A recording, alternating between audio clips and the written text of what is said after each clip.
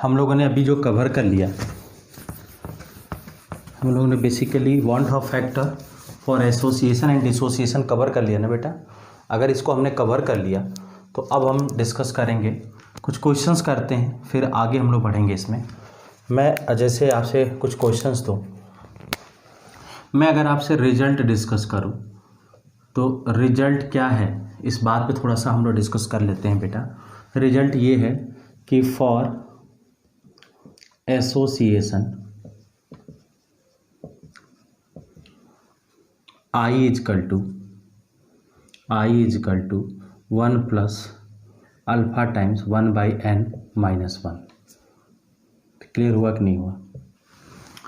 And for, अगर मैं dissociation की मैं बात करूं तो डिसोसिएशन के लिए I is equal to 1 plus alpha n-1। Clear हुआ कि नहीं हुआ? और हम ये भी कह सकते हैं for association I less than 1 and for dissociation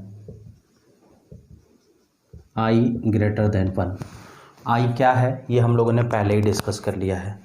now हम क्वेश्चन की बात करें। मैंने कहा calculate the value of want of factor for following. ठीक है ना बेटा? मैंने पहला क्वेश्चन दिया, मैंने पहला दिया Al2SO4 होल थ्राइस दिया बेटा, Al2SO4 होल थ्राइस, और इसका मैंने दिया है परसेंटेज डिसोसिएशन की मैं बात करूं, ये हमने दिया है 60%। दूसरा हमने दिया है BaSO4, इसमें हमने परसेंटेज डिसोसिएशन की मैं बात करूं तो 40% दिया है। तीसरा हमने लिया है MgCl2 और इसमें डिसोसिएशन हमने दिया है, परसेंटेज डिसोसिएशन 100 दिया है। फोर्थ मैंने एक क्वेश्चन ले लिया, फोर्थ क्वेश्चन में हम लोगों ने बात करें तो फोर्थ में हमने लिया है K2CO3 लिया है, परसेंटेज डिसोसिएशन इसके लिए 100 मैंने दिया है। क्लियर हो गया कि नहीं हो गया? तो इसके लिए आपको कैलकुलेट करना है क्या? आई। ठीक है ना? तो इसके लिए मैं आपको 2 मिनट का टाइम देता हूँ, आप इनको सॉल्व करो। क्लियर हो गया कि नहीं हो गया?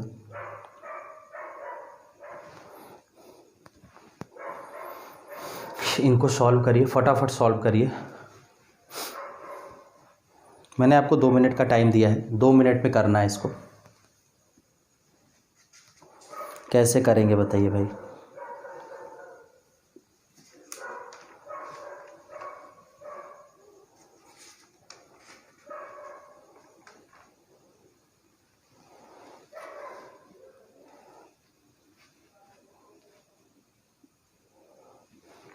देखोगे, अगर हम यहाँ पे सॉल्व करें तो पहला हमारा क्या दिया है, Al2SO4 होल थ्राइस दिया है बेटा। तो सिंपली मालूम है हमें यहाँ से n की वैल्यू कैसे निकालेंगे।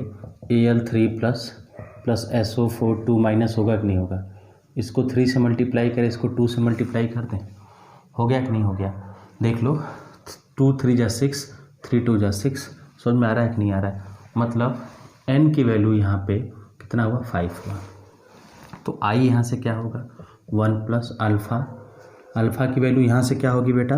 देखो 60% है ना, तो अल्फ़ा की वैल्यू 0.6 और n कितना है? 5 माइनस 1। यहाँ से हम i की वैल्यू निकाल सकते हैं। i क्या होगा? 1 प्लस ये होगा 2.4 और ये होगा i will be equal to 3.4। समझ में आ रहा है कि नहीं आ रहा है?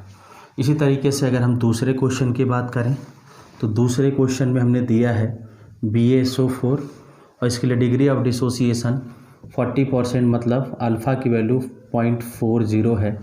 ये टूटेगा किस में? बेरियम 2 प्लस में, प्लस SO4 2 माइनस में।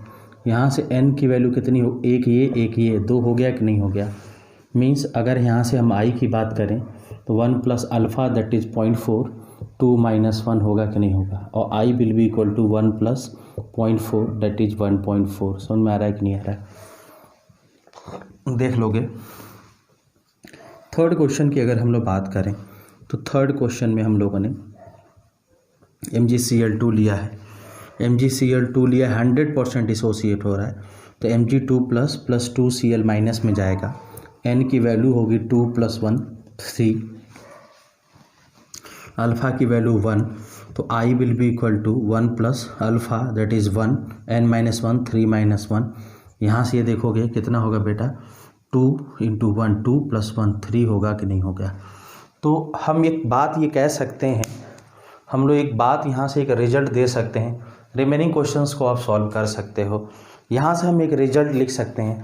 प्लीज़ मेरा रिक्वेस्ट है कि आप रिजल्ट की तरफ भी ध्यान रखोगे। क्या रिजल्ट ध्यान रखना है कि if alpha is equal to 1 then for dissociation value of i is equal to n की जो वैल्यू होती है उसी के बराबर क्या हो जाता है बेटा, हमारा i हो जाता है। समझ में आ गया कि नहीं? ये एक छोटा सा रिजल्ट है, हमें पता भी है, हम बोले ना बोले यहाँ से प्रूव भी हो रहा है भाई। 100% डिसोसिएशन के टर्म में हम अल्फ़ा की वैल्यू 1 पुट करते हैं ना। बोलिए, है कोई दिक्कत क्या इसमें? पूछ सकते हो आप, कोई भी इसमें कोई प्रॉब्लम हो तो पूछ लो। 1/2 फैक्टर जैसे ही कैलकुलेट हुआ हमें सारी प्रॉब्लम्स दूर हो जाएंगी। बोलो बेटा, नोट करो, इनको फटाफट नोट करिए अपने कॉपी पे। चले आगे बढ़े, नेक्स्ट हम लोग डिस्कस करते हैं।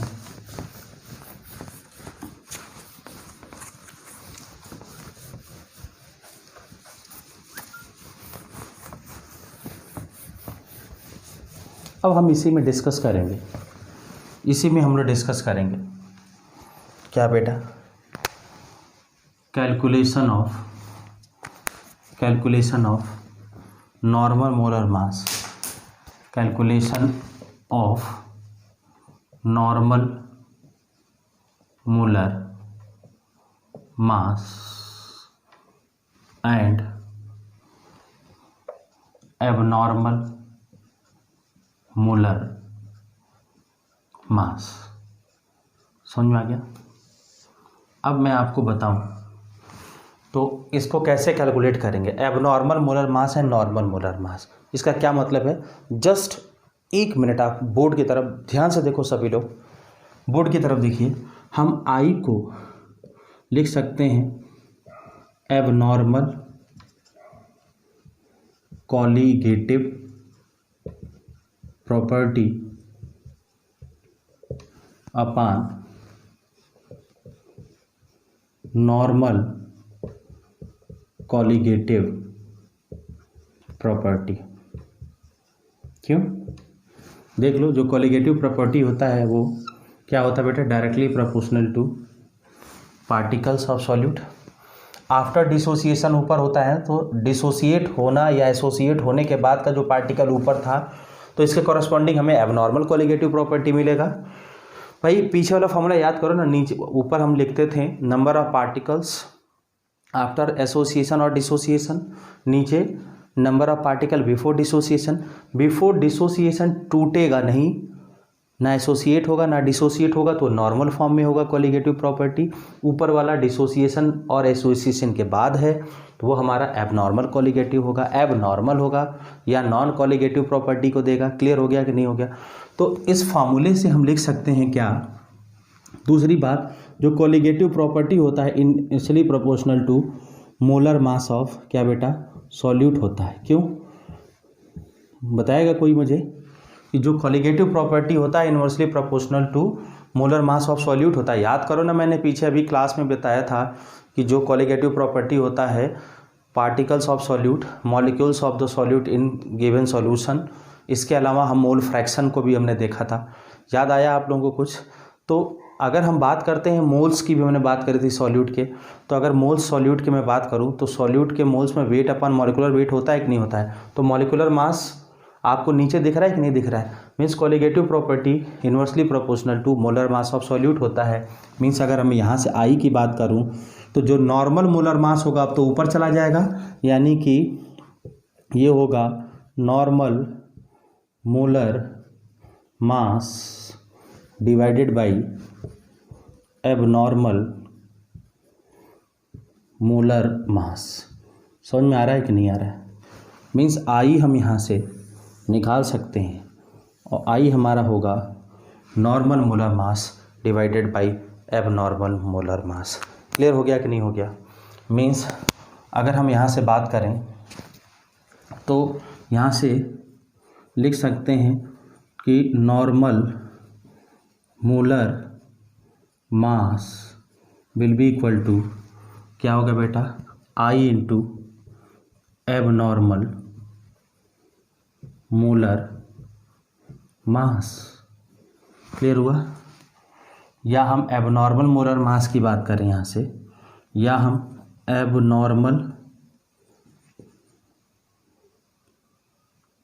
मोलर मास की बात करें तो ये होगा, बोलो बेटा, normal molar mass divided by आई होगा कि नहीं होगा। तो ये दो फार्मूले होंगे, आपसे कुछ भी पूछा जा सकता है, आपको याद होना चाहिए। समझ में आ रहा है कि नहीं आ रहा है। मीन्स हम लिख सकते हैं यहाँ से, हम क्या लिख सकते हैं बेटा, यहाँ से हम लिख सकते हैं कि molar mass abnormal molar mass abnormal will be equal to molar mass normal divided by I. समझ में आ गया कि नहीं आ गया, बोलिए। क्लियर हो गया। देख लीजिए सब लोग ध्यान से। अब मैं पूछूं, अगर इसको नोट करो, फटाफट नोट करिए, टाइम वेस्ट नहीं करना है, सब लोग नोट करो।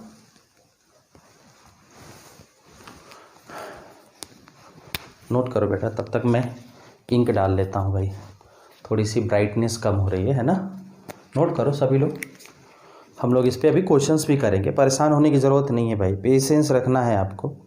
पेशेंस अगर अच्छे से रखोगे तो कोई डाउट नहीं होगा।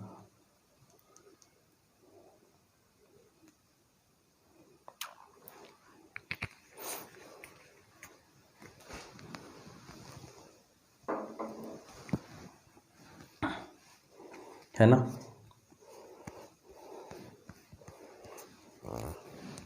चलो अब मैं आपसे एक बात पूछूं, क्या मैं इसको रफ कर दूं क्या? आप बताइए, इस रिजल्ट को याद रखोगे? बोलो बेटा।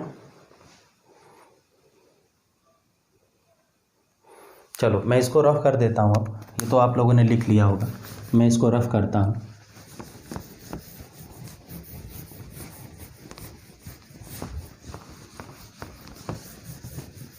अगर मैं आपसे यहाँ से पूछूं तो हमें एक रिजल्ट ये मिला कि जो मोलर मास एबनॉर्मल है will be equal to molar mass normal divided by I. दो बात समझते हैं। अगर हम लोग बात करें फॉर डिसोसिएशन की बात करें तो आई ग्रेटर देन 1। बात सुन में आ रही कि नहीं आ रही? आई क्या होगा? Greater than 1। बोलो बेटा, अगर आई ग्रेटर देन 1 हो जाएगा तो हमें क्या यहाँ से रिजल्ट मिलेगा? देखोगे आई की वैल्यू अगर ग्रेटर देन एम होगा तो एम एबनॉर्मल क्या होगा बेटा? यहाँ से आप देखोगे ये आई की वैल्यू क्या हुआ, 1 से बड़ा हो गया ना, तो ये जो 1 से बड़ा होगा तो एम एबनॉर्मल क्या होगा बेटा? लेस देन एम नॉर्मल होगा कि नहीं होगा? देख लोगे सभी लोग। कैसे? कैसे इसको प्रूफ करेंगे, मैं एग्जांपल लिखता हूँ। मैंने कहा calculate the abnormal molar mass of NaCl। ठीक है, अब एक बात देखोगे, if degree of dissociation is not mention then it assume क्या अल्फा इजकल टू 1। अगर डिग्री ऑफ डिसोसिएशन आपको नहीं दिया है, मैं आपको बता दे रहा हूँ, तो अल्फा की वैल्यू 1 मान लेना, मतलब इसको स्ट्रॉन्ग इलेक्ट्रोलाइट मान लेंगे। तो यहाँ से I की वैल्यू कितनी होगी 2। अगर मैं M एब नॉर्मल की मैं बात करूँ तो क्या होगा, M नॉर्मल डिवाइडेड बाई 2 होगा कि नहीं होगा। देखो बेटा ये 2 होगा ना, मीन्स अगर यहाँ से हम रिजल्ट देखें तो रिजल्ट हमारा क्या होगा, मैं इसको रफ कर रहा हूँ। रिजल्ट हमारा क्या होगा, थोड़ा सा ध्यान से देखोगे बेटा। अगर हम M एब नॉर्मल की बात करूँ तो molar mass, normal molar of mass of NaCl कितना होता है बेटा, 58.5। देख लो 35.5 क्लोरीन 23 इसका बेटा, ऐसे देख लेते हैं, पूरा हम कैलकुलेट कर लेते हैं। एंड सोडियम का 23 प्लस 35.5, ये 0.5, ये 8, यहाँ 5, तो 58.5 आ गया कि नहीं आ गया। मीन्स अगर हम इसको, अब हम क्या करेंगे भाई, डिवाइडेड बाई 2 करेंगे ना, I से डिवाइड करोगे तो M एब नॉर्मल आपको क्या दिख गया, ये 58.5 डिवाइडेड बाई 2 दैट इज कितना दिख गया बेटा, 29.25। मीन्स आपको दिख गया कि M एब normal is less than M normal. किस केस में, किस केस में, for dissociation, for dissociation. Clear हुआ, बोलिए ये क्लियर हो गया कि नहीं हो गया। अब आप इसको नोट करोगे,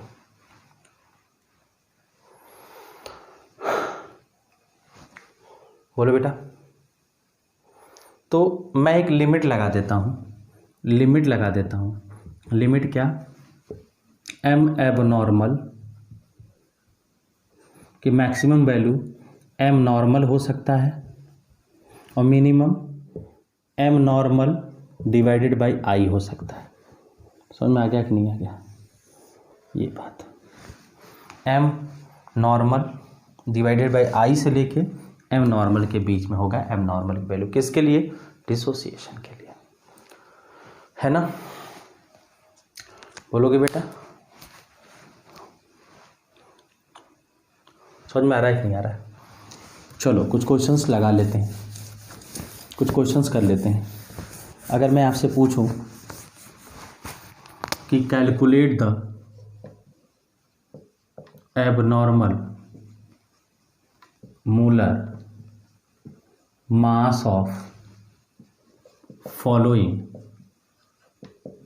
इफ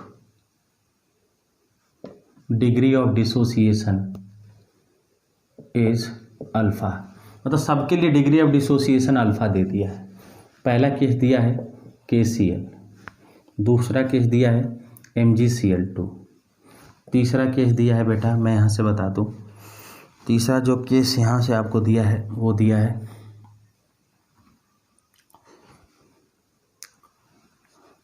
CH3COOH इन वाटर। बात सुन में आ रही कि नहीं आ रही, ये बात हमसे कहा गया है।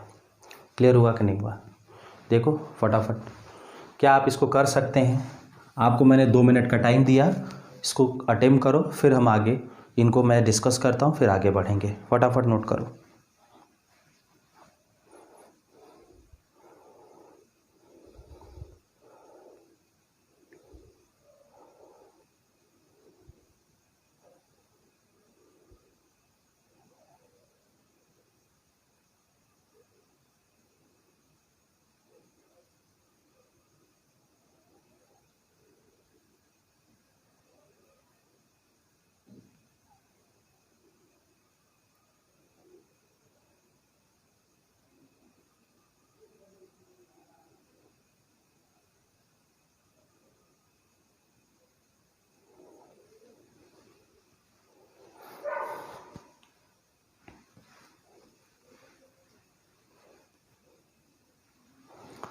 चलिए आगे बढ़े।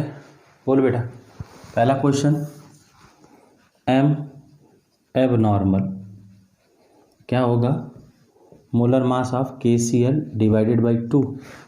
दूसरा क्या, एम एबनॉर्मल किसके लिए?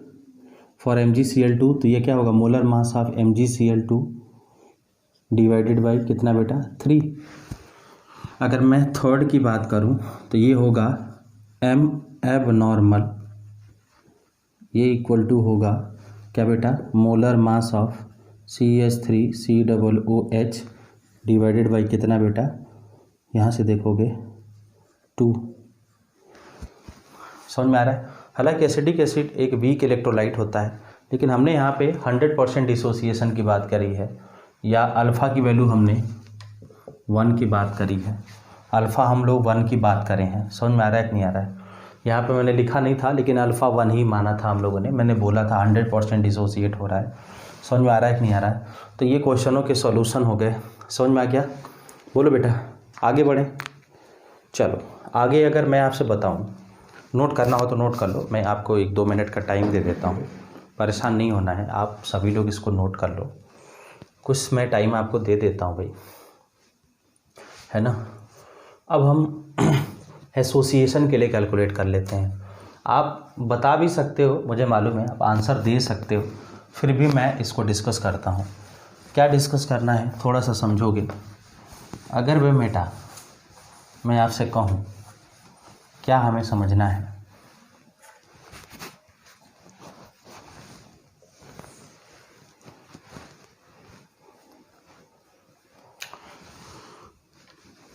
यहाँ से देखोगे, मैं आपसे पूछूं तो एसोसिएशन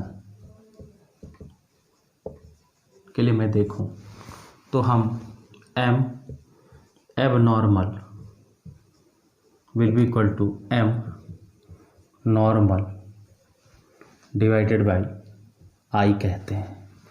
आई लेस देन 1 होता है। क्या होता है? आई लेस देन 1 होता है। मीन्स यहाँ से M abnormal greater than M normal होगा कि नहीं होगा? अगर इस वैल्यू को 1 से छोटे से डिवाइड करेंगे तो ये वैल्यू बढ़ गई कि नहीं बढ़ गई? समझ में आ रहा है ना? तो M abnormal greater than M normal in case of क्या बेटा? एसोसिएशन, है ना। इन केस ऑफ एसोसिएशन, फटाफट नोट करोगे। मीन्स अगर इस केस में हम लोग बात करें, अगर इस केस में एम एबनॉर्मल की मैं बात करूं तो एम एबनॉर्मल मिनिमम कितना होगा? उसके मोलर मास के बराबर होगा, एम नॉर्मल के बराबर होगा। ठीक है, और इसे लेके एम नॉर्मल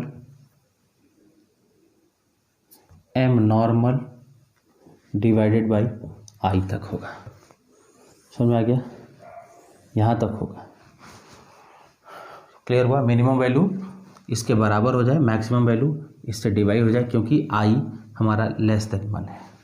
समझ में आ गया? ये इसकी लिमिट है, ये इसकी लिमिट है भाई, है ना। चलो आगे बढ़ते हैं। अगर आगे हम डिस्कस करें तो नेक्स्ट हमें डिस्कशन करना है बेसिकली कुछ एग्जाम्पल की मैं बात करूं। अगर मैं एग्जाम्पल की बात करूं तो मैंने कहा कि CH3COOH इन बेंजीन की मैं बात करूं तो बेंजीन में बेसिकली एसिडिक एसिड डाइमराइज होता है। क्या होता है बेटा? डाइमराइज होता है। मीन्स यहाँ से आई अगर निकालोगे तो ये होगा 1 plus alpha time 1/n-1। Alpha की वैल्यू कुछ नहीं दिया है तो 1 मान लो। Means I will be equal to 1 + 1 × 1/2 - 1। ठीक है ना। मीन्स ये आई की वैल्यू 1/2 हो गया ना, देख लो।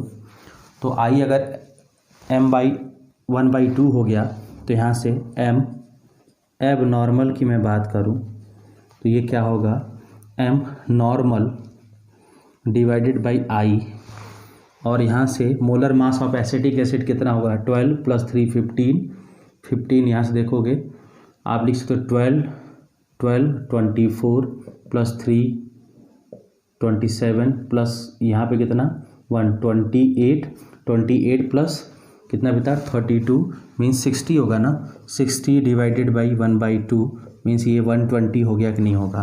तो आपको दिख गया कि जो नॉर्मल मोलर मास है, नॉर्मल अगर मैं मोलर मास की बात करूं तो नॉर्मल मोलर मास आपको क्लियर है कितना 60, लेकिन अगर यही एब नॉर्मल की मैं बात करूं तो कितना आ गया बेटा 120। मैं आपको एक बात और बता देता हूं, इस बात को यहाँ पे याद रखोगे, 120 आएगा एब नॉर्मल मास किसका, एसिटिक एसिड का इन बेंजीन। आपको मैं एक बात बता देता हूँ, बेंजोइक एसिड हो, एसिटिक एसिड हो या फार्मिक एसिड हो, ये जो एसिड ग्रुप्स हैं बेंजीन में जाके डाइमराइज होते हैं, ये आप बात को याद रखोगे। हम लोगों ने इस बात को एक जगह और पढ़ा था, आपको याद होगा कि बेसिकली हम लोगों ने फॉर्मेलिटी जब डिस्कस कर रहे थे वहाँ पे हमने इस बात को पढ़ा था, फॉर्मेलिटी में डाइमराइजेशन हो रहा था जहाँ पे फार्मूला यूनिट्स हम निकाल रहे थे। मींस अगर इसका कोई रीज़न पूछे कि ये डाइमराइज क्यों हो रहा है तो इसके डाइमराइजेशन से के पहले हाइड्रोजन बॉन्डिंग का कंसेप्ट होता है। क्या होता है, ड्यू टू हाइड्रोजन बॉन्डिंग। ये डाइमराइज क्यों होता है, ड्यू टू हाइड्रोजन बॉन्डिंग। मतलब यहाँ पे लिख सकते हो इसका जो डाइमराइजेशन है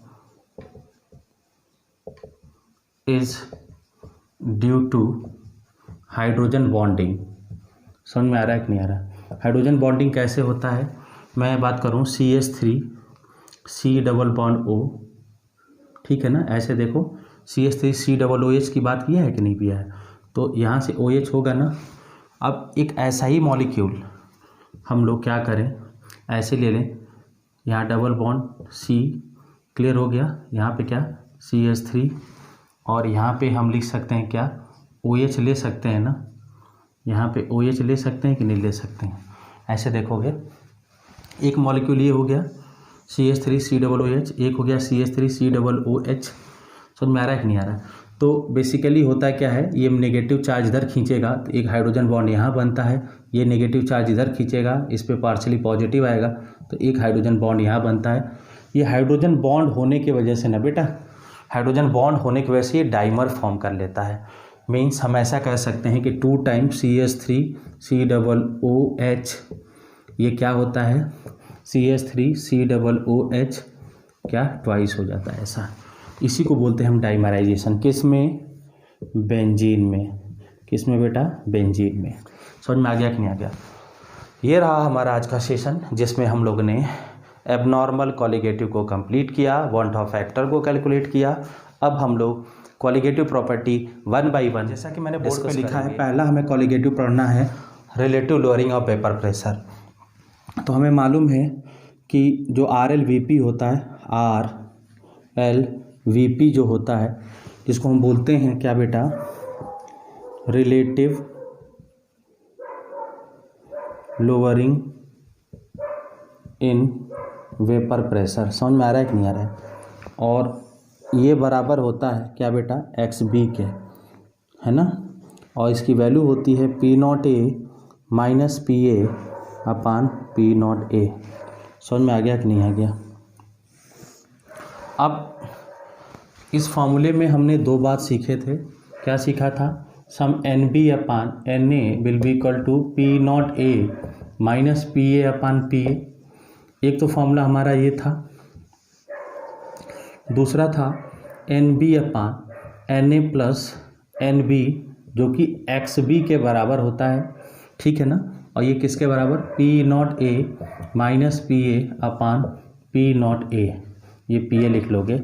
ये relative lowering of vapour pressure नहीं है, ये है RLVP। ये है बेटा क्या हमारा RLVP। बेसिकली ये फार्मूला वैलिड तब होगा जब हम I=1 ले लेंगे। अब हमने मिक्स कर दिया, I=1 ले लेंगे, या एग्जाम्पल समझोगे सभी लोग ध्यान से। अब बहुत इम्पॉर्टेंट है, मैं बता दूं, every year so many questions comes in different examinations. मैं आपको दिखाऊंगा कि कितने क्वेश्चंस यहाँ से बनते हैं। जस्ट हम 3 लेक्चर और लेके ये कंप्लीट कर देंगे चैप्टर। आखिरी हम डिस्कशन कर रहे हैं। मैं आपको थोड़ा सा यहाँ से क्लियर करना चाहूँगा। क्या क्लियर करूँगा कि ये वाला जो कुछ फार्मूला है, ये फार्मूला यूज होते हैं किसके लिए, लाइक यूरिया के लिए, या हम कह सकते हैं ग्लूकोज के लिए, या हम कह सकते हैं बेटा क्या, शुगर के लिए। क्यों? आई की वैल्यू इनके लिए 1 होता है। लेकिन यही फार्मूला अगर हम कहें कि नॉन कॉलिगेटिव हो जाए, means I not equal to 1, ये आपको केस पता है, I not equal to case non colligative हो जाता है। और यहाँ पे इलेक्ट्रोलाइट होते हैं, इलेक्ट्रोलाइटिक सब्सटेंस होते हैं, और नॉन वोलेटाइल होते हैं, नॉन वोलेटाइल भी होते हैं, लाइक NaCl, KCl, AlCl3 और भी बहुत सारे हैं। क्लियर हो गया कि नहीं हो गया? तो इस केस में बेसिकली हमें क्या मिला, मैं तुमको यहाँ से समझाऊँ। जब एसोसिएशन या डिसोसिएशन होता है तो सॉल्यूट के मोल्स चेंज होते हैं ना बेटा। आप देख लो, हमने एक एग्जांपल से समझाऊँ। जैसे NaCl है तो ये Na प्लस Cl माइनस में हो गया ना, तो यहाँ से सॉल्यूट के मोल्स क्या हो जाते हैं, चेंज कर जाते हैं। तो यहाँ देखोगे सॉल्यूट यहाँ है, सॉल्यूट यहाँ है ना, तो इनके मोल्स में चेंज होगा। वो चेंज कितने से होगा, I से होगा। तो हम सीधे लिख सकते हैं NB into I divided by Na में कोई चेंज नहीं होगा। चेंज अब किस में होगा, नीचे NB into I will be equal to P0A minus PA upon P0A होगा। एक तो फॉर्मूला ये हो गया भाई, आप समझ लेना। ये मल्टीप्लाई किया है, हटा देता हूँ यहाँ से, कंफ्यूज नहीं होना चाहिए। I into NB divided by Na में कोई चेंज नहीं होगा, सॉल्वेंट है। फिर चेंज होगा किस में, सॉल्यूट में, जो कि I इंटू NB होगा। अब डिपेंड करता है कि आप एसोसिएशन कर रहे हो कि डिसोसिएशन कर रहे हो। समझ में आ रहा है कि नहीं आ रहा है, बोलिए। क्लियर हो गया? अब नेक्स्ट की अगर मैं बात करूँ इसमें, तो नेक्स्ट हमें फार्मूला जो हमने इस फार्मूले को लिखा है, इस फार्मूले की अगर मैं बात करूँ तो ये फार्मूला हमारे लिए, अब देखो सॉल्यूट के मोल्स में चेंज होगा I से, और डिवाइडेड बाई Na होगा, और ये किसके बराबर, P0A minus PA divided by क्या होगा, PA होगा कि नहीं होगा। मीन्स आप देखोगे ये दोनों formula number 1 and 2 valid for when I is not equal to 1 या नॉन कॉलिगेटिव प्रॉपर्टी में, और ये दोनों होंगे जब I की वैल्यू 1 होगा, या हमने एग्जाम्पल ये भी दे दिया है। बहुत ध्यान से बोर्ड की तरफ देखिए, आप लोग देखिए फटाफट। क्लियर हो गया कि नहीं हो गया? अब मैं, आप लोग अगर नोट कर लो तो 1-2 क्वेश्चंस कर लेते हैं भाई। जैसे मैं कहूँ, जैसे मैं आपको कुछ क्वेश्चंस दे देता हूँ बोर्ड पे। क्वेश्चंस क्या है, क्वेश्चन थोड़ा सा समझोगे। मैं क्वेश्चंस की बात करता हूँ। हमने क्वेश्चन में लिखा है कि the vapour pressure of ethyl alcohol at the vapor pressure of ethyl alcohol at 25 degree centigrade is 59.2 torr. 59.2 torr। Clear हो गया कि नहीं हो गया? आगे लिखोगे the vapour pressure of a solution, the vapor pressure of solution formed by mixing urea in ethyl alcohol is 51.3 torr, is 51.3 torr, 51.3 torr। तो question कह रहा है then what will be molality of solution, then what will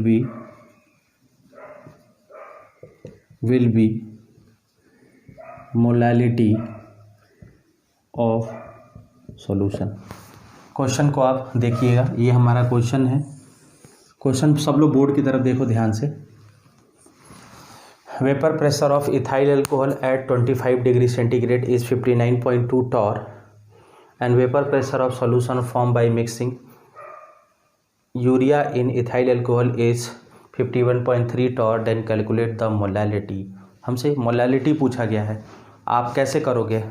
आपको मैंने 2 minute का time दिया, 1.5 minute का time देते हैं भाई, 1.5 से 2 मिनट का टाइम देते हैं। आप देखिए और मैं आपको बताऊं, देखो ऑनलाइन में ना बेसिकली जो आप अच्छे बच्चे हो ना, सामने तो होते नहीं हो, तो इस केस में जब कोई क्वेश्चन दे तो आप उस वीडियो को पॉज करो एंड क्वेश्चन को सही से सॉल्व करो, फिर आप आंसर मैच करो। समझ में आ रहा है कि नहीं आ रहा है? फिर भी मैं आपको टाइम दे रहा हूँ, आप 1-2 मिनट का टाइम ले सकते हो इस क्वेश्चन को सॉल्व करने के लिए। बोल बेटा, यूरिया कैसा है? नॉन वोलेटाइल, नॉन इलेक्ट्रोलाइटिक है कि नहीं है? मीन्स इसके लिए जो अल्फ़ा की वैल्यू होगी कितनी होगी? 1। तो आई का कोई कंसेप्ट है नहीं, कोई परेशानी तो नहीं। बोलिए, स्टार्ट करें इसको सॉल्व करना। बोलो भाई, या करके दिखाओगे?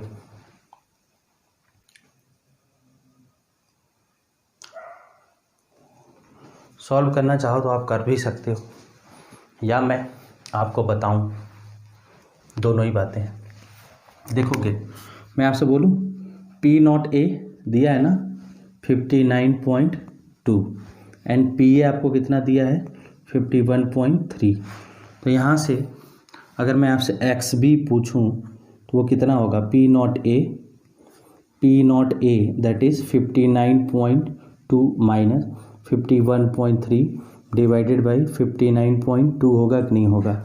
अगर हम यहाँ से इसकी वैल्यू कैलकुलेट करें तो इसकी वैल्यू कितना निकाल लोगे बेटा? बोलिए, यहाँ से इसकी वैल्यू आप बताइए कितना होगा, आंसर बताइए। इसको सॉल्व करके बताओ सभी लोग आंसर।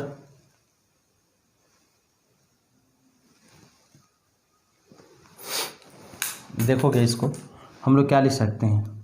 9 और यहाँ पे क्या लिख सकते हैं?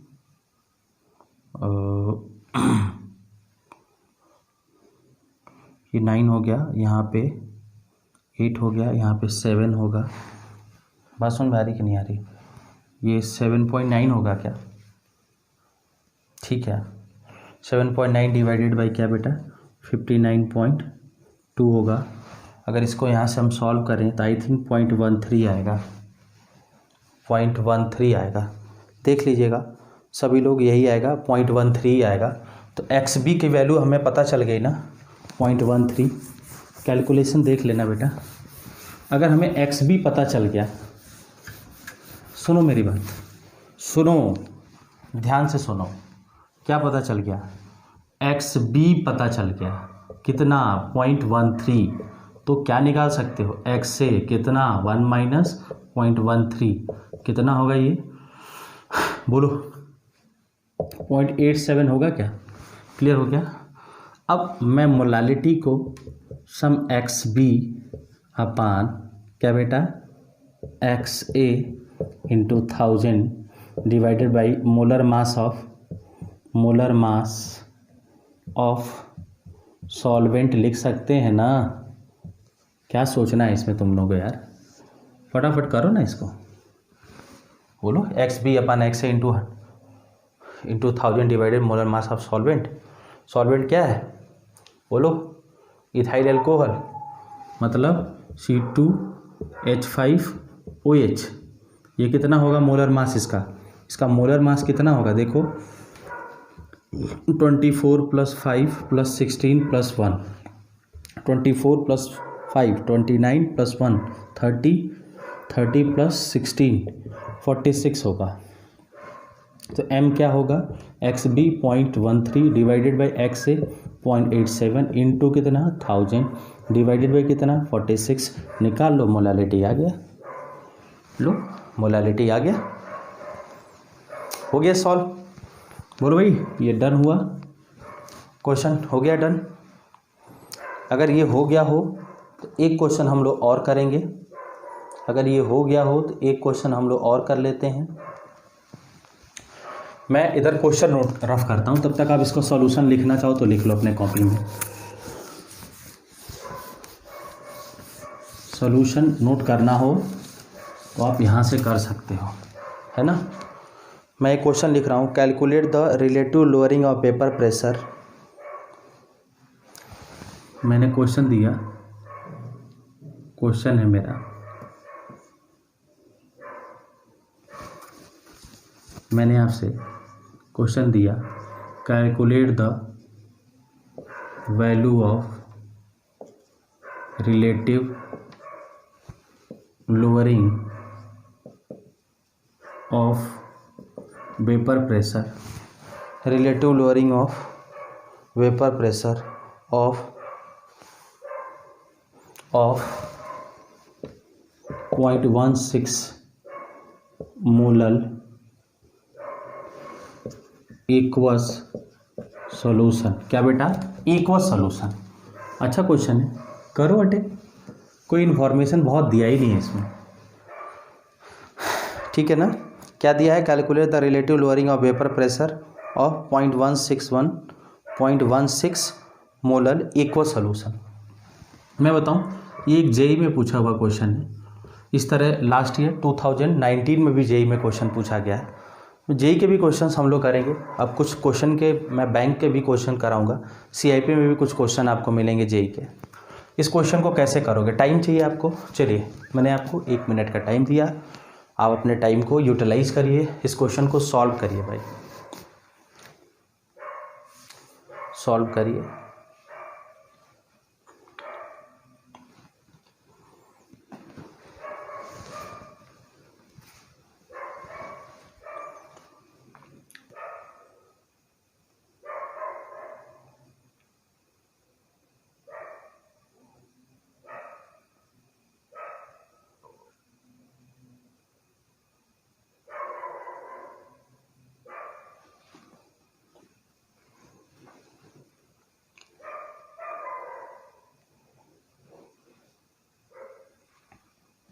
चले करें इसको। देखो ना,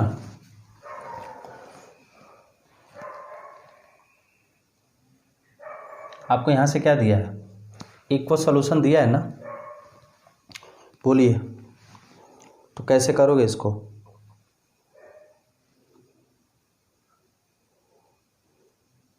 कैसे करोगे आप बताइए।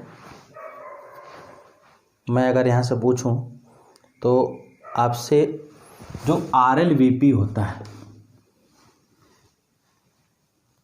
RLVP होता है वो XB के बराबर होता है, ठीक है। और M होता है molality XB upon XA into 1000 divide by molar mass of solvent. अब मोलालिटी 0.16 दिया है, XB हमें नहीं मालूम, XA 1 - XB लिख सकते हैं। अरे किसको नहीं पता भाई ये बात, बोलो। XA को 1 - XB लिख सकते हैं into 1000 divided by molar mass of solvent water है ना, एक्वस बोला गया है, एक्वस बोला गया है, मीन्स एक्वस के केस में, एक्वस सॉल्यूशन के केस में सॉल्वेंट हमेशा वाटर होता है, जल ही जीवन है, और इसका मोलर मास 18 होता है। Solve for XC, 1 equation 1 variable. यार यहाँ से वैल्यू नहीं निकाल सकते? बोलिए, इसकी वैल्यू अगर हम लोग पूछें तो आप निकाल सकते हो कि नहीं निकाल सकते हो? बोलो बेटा, ठीक है ना। चलिए, ये हमारा आज का एक टॉपिक है। आगे हम पढ़ेंगे फेज डायग्राम। फटाफट नोट करिए इसको, फेज डायग्राम हम लोग डिस्कस करेंगे। अब नोट करिए फटाफट।